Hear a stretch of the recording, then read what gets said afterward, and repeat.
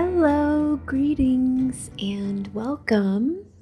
This is the Art of Hygiene podcast. And today we will explore 3 things that I hope will be interesting. And together, my intention is to look at some research regarding hygiene and access to important things worldwide for everyone. And then we will look at just a little bit of science about hygiene. And then we'll move on to discuss a little bit of hygiene in practice in our daily life. And then I'd like to wrap it up at the end with some encouragement and some motivation for staying hopeful and staying aware for our best self-care possible, no matter what, no matter who we are, and no matter where we find ourselves right now. So, let's go. The first thing that I was looking at recently, and I wanted to share with you all, is a little bit of research done by UNICEF, which is an international organization. You probably have heard of it. Maybe you've volunteered for UNICEF. I know when I was growing up, every Halloween, which is a holiday over here in the West, in October, where we would dress up in fanciful costumes, and we would take a container, usually in the shape of a pumpkin, and we would go in the neighborhoods door to door and knock. And when a person would open the door, we would say trick or treat, and the person would give candy. So that's how it used to be done back when I was young in the 80s. And every Halloween, UNICEF in my area would also go trick-or-treating, but instead of candy, they would collect donations for a variety of children's international programs to support health worldwide. So that was how I got to know UNICEF. And over the years, I have occasionally kept up with what they're doing. And one of the areas they work in is hygiene research worldwide for everybody. And recently I was looking at some of the research they shared, and I wanted to share just one bullet point that I saw. And it says this: UNICEF said, in 2022, 2 billion people still lacked basic hygiene services, including 1.3 billion with limited services and 653 million with no facility.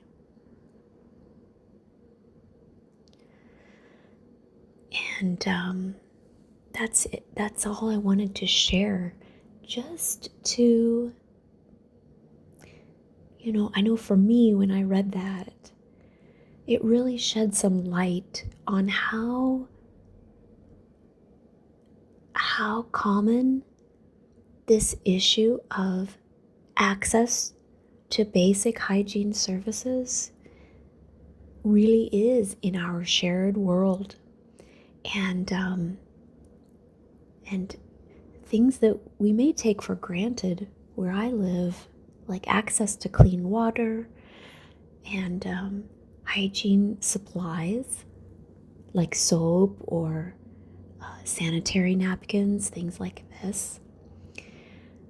Not everyone has that kind of pervasive access, easy access to things that are important for daily living. And I think in the future we will explore as I learn more, because I'm not an expert, I'm just a concerned citizen of the world and a person with some curiosity and some travel experience who has seen firsthand. And I'd like to advocate for better hygiene access for all, no matter who one is, no matter where one is in the world. So that's how I approach this, just as a regular person with heart and curiosity. So I wanted to move on then today to some exploration of a little bit of science. And this is again from a book that I have checked out from the local library called What About Health? Hygiene by Kath Senker. And this was actually published, it looks like, in London by Hodder Children's Books.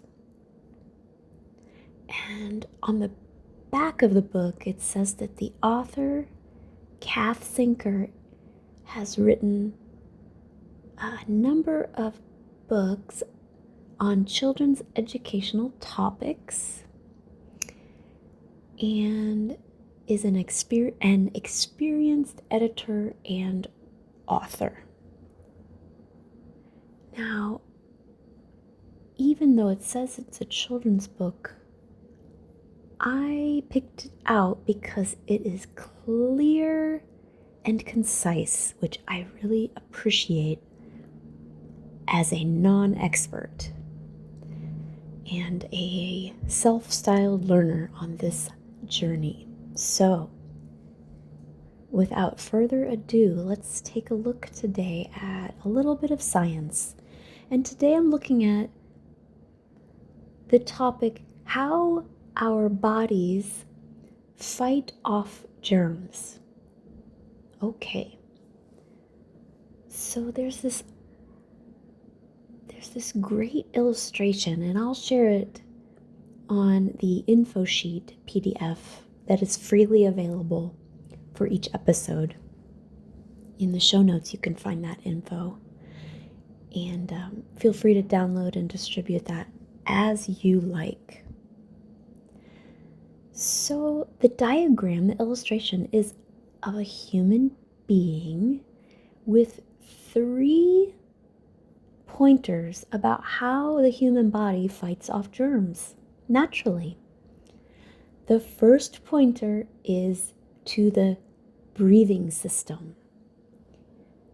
And it says, the lining of your nose and windpipe traps germs.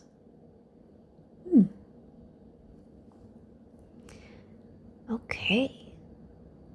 And then the second pointer points to the skin and says, your skin keeps out germs. It repairs itself when you are cut.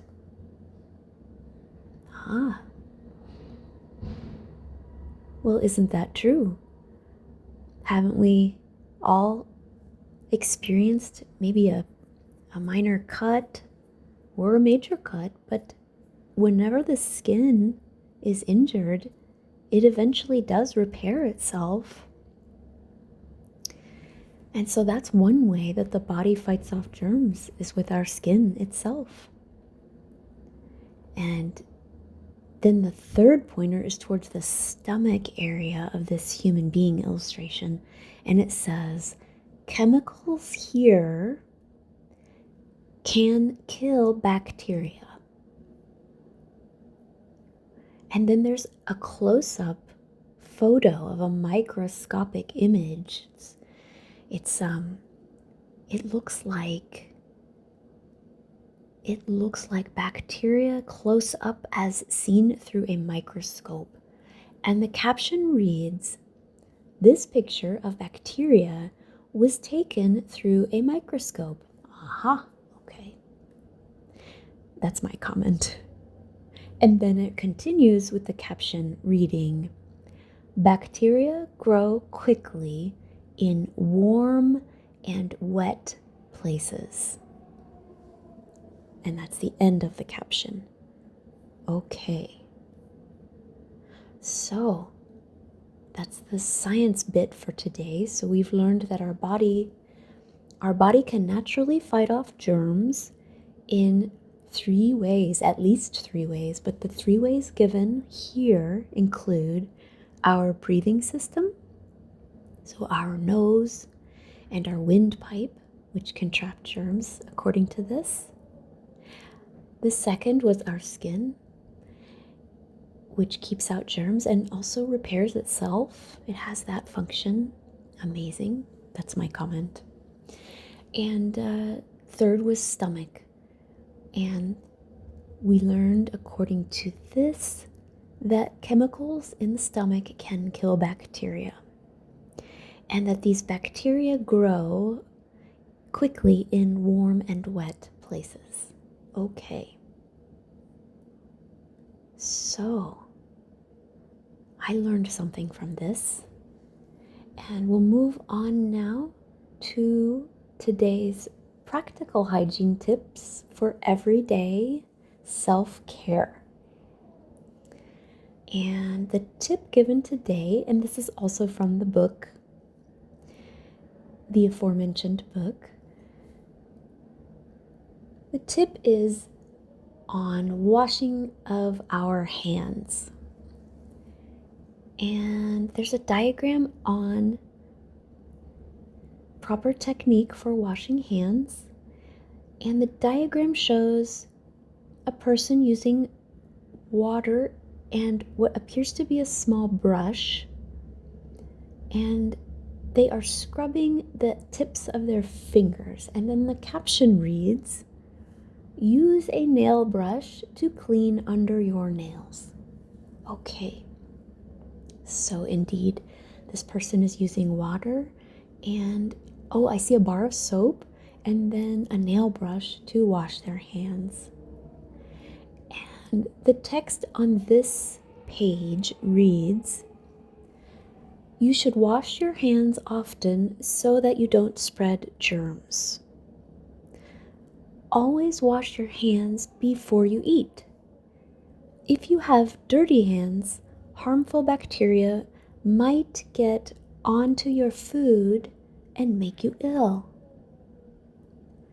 Remember to wash your hands after going to the toilet or touching a pet." And finally, it says, "Keep your fingernails short so that no dirt can get stuck underneath them." Okay. And I think the essential tools for this practice of daily hand washing, especially after using the washroom, especially after touching a pet or an animal, and especially before eating, this requires that we all have access to water. If it can be warm water, all the better, but cold water is also fine. And then soap.